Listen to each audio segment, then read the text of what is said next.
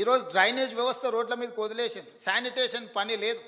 ఈరోజు చెత్త ఎత్తమంటే 5,000 ఆటోలు ఉచితంగా ప్రభుత్వం కొనిస్తే చెత్త ఎత్తాల్సిన ఆటో వాళ్ళు ఈరోజు మేము చేయము, మేము చేసిందే చెల్లుద్ది అన్నట్టుగా వ్యవహరిస్తున్నారు. ఒక పక్కన జర్నలిస్టులు రోడ్ల మీద చెత్త అడ్డగోలుగా ఉన్నది అంటున్నారు. మరి దానికి నియమించిన కార్మికులు పనిచేయాలి కదా, వాళ్ళతో పని చేయించుకోవాల్సిన బాధ్యత ప్రభుత్వానికి, మున్సిపల్ శాఖకు ఉన్నది కదా. దోమలు పెరిగినాయి అంటున్నారు. ఈ మధ్య మన రేవంత్ రెడ్డి సీఎం గారు, తెలంగాణ సీఎం గారు అసలు చెత్త బండ్లు నడవటం లేదు, చెత్త బండ్లు అసలు నిర్లక్ష్యం ఉంది, బండ్లు అసలు రావట్లేదని అంటున్నారు.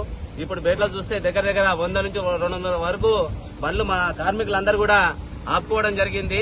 రోజు పొద్దున 4 గంటలకు లేచి 5 గంటలకు వెళ్లి స్కానింగ్ చేసుకుని ప్రతి విషయాన్ని కూడా హెడ్ ఆఫీస్ కూడా ప్రతిరోజు వెళ్తుంది, బండి వచ్చేది రాంది.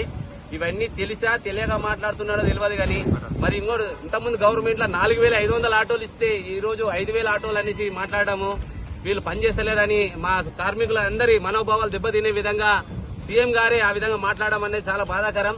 మా కోసం కొత్తగా జిహెచ్ఎంసీ ఎలక్షన్స్ వస్తున్నాయి, కొత్తగా బండ్లు ఇస్తారేమో, మాకు ఇంతవరకు కరోనా టైంలో కూడా మేము ప్రాణాలని అడ్డుపెట్టి కరోనా టైంలో కూడా మేము వాళ్ళకి ఆపకుండా ప్రతి ప్రజల్ని మొత్తం కాపాడుకున్నాము.